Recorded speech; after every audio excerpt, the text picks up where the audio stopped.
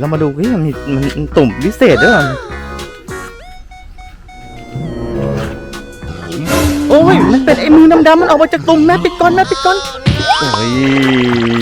มันวิ่งมาแล้วเฮ้ยไหนอ่ะผมวิ่งได้รถไอติมนัชชาอีกแล้วอ่ะดูสิเฮ้ยมันจะกินไอนัชชามาแล้วค่ะสวัสดีค่ะวันนี้น้องนัชชาพามาเที่ยวที่ไหนนะแม่บ้านอิ่มสุขรีสอร์ทนะครับนัชชาจะไปไหนเนี่ยจะไปไหนบอกเพื่อนๆสิไปทะเลเหรอโอเคเราไปทะเลกันนะครับเรากำลังมุ่งหน้าสู่ทะเลเฮ้ยอันนี้มีตุ่มอะไรนะชามาดูดิตุ่มอะไรนี่ดูตุ่มอะไรเปล่าเดี๋ยวเรามาดูดิมันตุ่มพิเศษด้วยโอ้ยมันเป็นไอ้มือดำๆมันออกมาจากตุ่มแม่ปิดก่อนโอ้ยตุ่มพวกนี้มันเป็นตุ่มโบราณนะชากับแม่มันจะมีมือดำๆออกมาถ้าเปิดไปแม่ลองเปิดใหม่สิ1 2นั่นไงมีจิ้งจือด้วยเยะดูครับตุ่มเต็มเลยดูโอ้โหนัชชาวิ่งไปแล้วนัชชาวิ่งไปแล้วเราจะไปไหนกันนั้นนัชชาหันมาบอกเขาสิคะไปทะเลมันต้องข้ามถนนเหรอแล้วทะเลมันมีปูไหมไปดูปูกันดีกว่าแต่มันไม่เหมือนที่เราไปกับพี่ก้าวอ๋อโอเคโอ้ยนัชชานี่ไงเมื่อกี้เราเปิดซอมบี้ออกมาเพียบเลยมีซอมบี้ด้วยใช่ไหมดีไหมแล้วเราทำยังไงดีรออะไรกับไปดูสิดีนะวิ่งไม่ไปเปิดตุ่มเล่นนะนี่นะครับบ้านอิ่มสุขนะครับ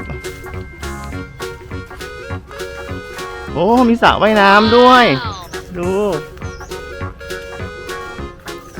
แอบดูสระว่ายน้ำก่อนทุกคนในสระว่ายน้ำมีกีฬาโซลัสด้วยอ่ะ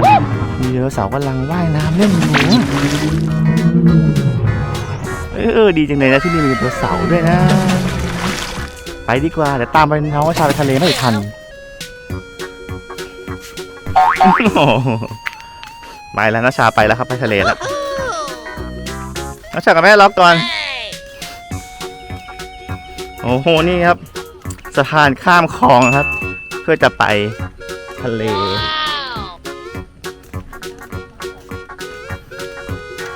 โอ้โหสวยแล้วอยู่ป่าหรือน้ำบ้านหรือเปล่านะชาใช่ไหมแม่ในเช้าวันนี้มันจะมีตัวอะไรซ่อนอยู่ในต้นกบไหมตัวอะไรหนีอีกแล้วเหรอโอ้โหวิ่งบ่อยยังเลยนั่นไงเห็นไหมแม่พูดจริงๆด้วยนะเห็นไหมมีจระเข้จริงๆด้วยมันอ่ะปากเลยนั่น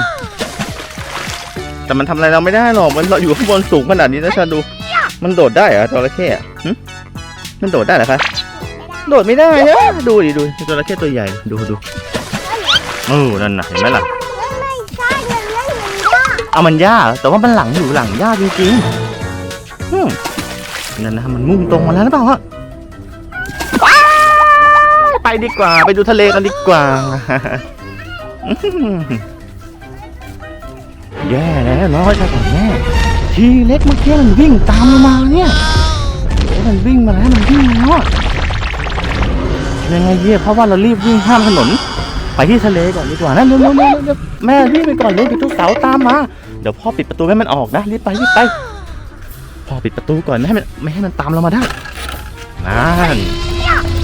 ปิดประตูขังมันไว้แล้วนะโอเคไปกันก่อนดีกว่านะใช่ค่ะแม่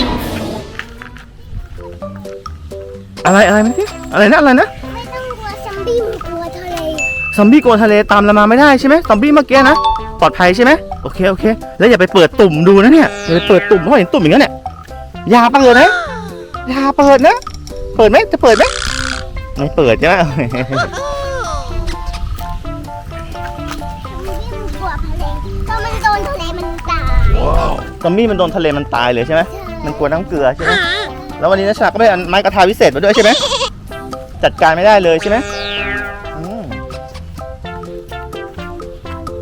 ได้ นี่ตามเรามาที่น้ำทะเลแต่ต้องสาดน้ำใส่ โอเค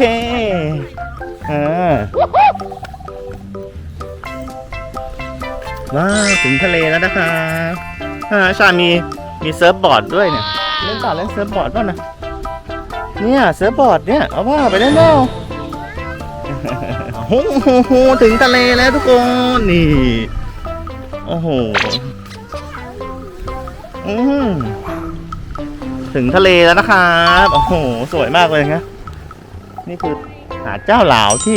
จันทบุรีนะครับหาดสวยน้ำใสสงบด้วยโอ้ยชามีปลาหมึกขายด้วยนะกินปลาหมึกป่ะ เพราะเราเป็นสาวที่นำรถมาแล้ว เฮ้ยไหนอ่ะเฮ้ยวิ่งตามรถอะไรรถห่วงยางเหรอรถของเล่นนะไหนดูสิโอ้จริงด้วยอ้าวโอ้โหรถของเล่นนี่นะชาวว่านะครับ ดูรถอะไรรถขายอะไรขายของเล่นที่ตักดินหรือเปล่าใช่เปล่าอยากได้ไหมเมื่อกี้เดวเสาร์วิ่งตามมาฮะโอ้นู่นเนี่ยมันยังอยู่นู่นเลยเดวเสาร์มันมาไม่ได้นั่นน่ะโอ้ยืนงงอยู่ตรงนั้นเลยทำอะไรอ่ะเล่นทรายแล้วเหรอถอดรองเท้าไหมพ่อก็ถอดรองเท้าเนี่ย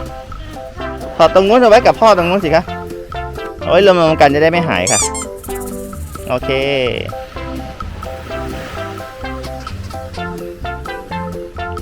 มาเลยปูวิ่งเร็วมากโอ้โหปูมันวิ่งโอลิมปิกมันเนี่ยโอ้โหวิ่งเร็วโอ้ยเข้ารูแล้วเฮ้ยพ่อมาเห็นเข้าไปในนี้รูอะไรอ่ะแม่ขุดเลยเหรอสงสารมันนะ รู้ลึกมากเลยขุดไม่เจอง่ายๆหรอกอย่างเงี้ย เฮ้ยรูอะไรแม่ขุดใหญ่ไปหรือเปล่าพ่อเหยียบน้ำเต็มเลยนี่ดูไอ้เนี่ยมันมีหนามด้วยนะโอ้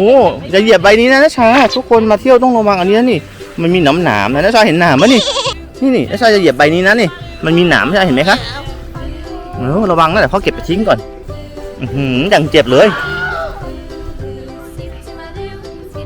ใบต้นนี้นะครับ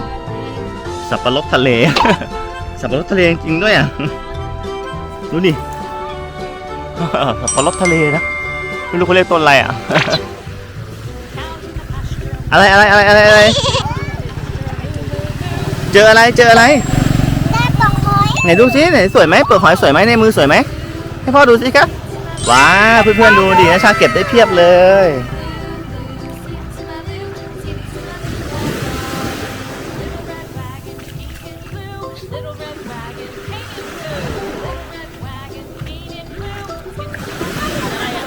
ปลาหมึกอันนี้ครับรถของเล่นเนี่ยชาวว่านะครับนี่ที่ตักทรายเพียบเลยตักทรายตักดินมีห่วงยางเป็ดด้วยนะครับ นี่เป็นที่ตักทรายเต็มเลยนะครับณช้าเจ้าทีเล็กตัวเมื่อกี้มันถึงวิ่งได้รถไอติมณช้าอีกแล้วอ่ะดูสิมันจะกินไอติมหรือเปล่าเนี่ยโอ้ยเจ้าทีเล็กวิ่งไล่รถไอติมครับทุกคนเฮ้ยดูดิมันอยากกินไอติมนะสงสารมันจังเลยมันปิ่งไม่ทันแล้วเสียใจด้วยนะเจ้าทีเล็กนะชา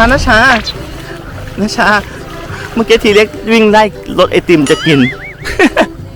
สงสารมันไหมไม่มีไอติมกินเลย นะชาสงสารเจ้าทีเล็กไหมสงสารไหมเพราะว่าเสกไอติมให้ทีเล็กกินดีกว่านี่ไงน้องว่าชาสงสารทีเล็กนะครับเสกไอติมให้ทีเล็กกินซะเลยโอ้โหอร่อยไหมล่ะเจ้าทีเล็กฮ่าโอเคแต่มันขอบคุณนะชาใหญ่เลยนะชามันขอบคุณนะชาด้วยนะที่ทำให้มันกินนะโอเคแล้วเล่นอะไรเนี่ย ทราย ว้าวเด็กๆก็ชอบเล่นทรายนะครับทรายหนูอ่ะ อืมไหนดูในมือซิทรายเป็นยังไง ให้เพื่อนๆดูสิเละโอ้ทรายเป็นแบบนี้เลยเหรอโหละเอียดมากเลยนะเละอันนี้มันกินได้ยังกินได้ยังกินได้ไหมอันเนี้ย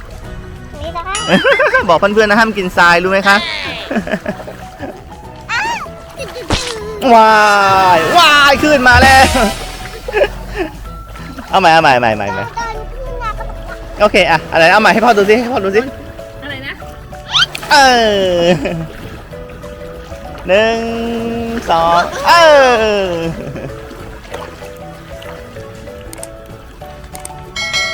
ไปไหนแล้ว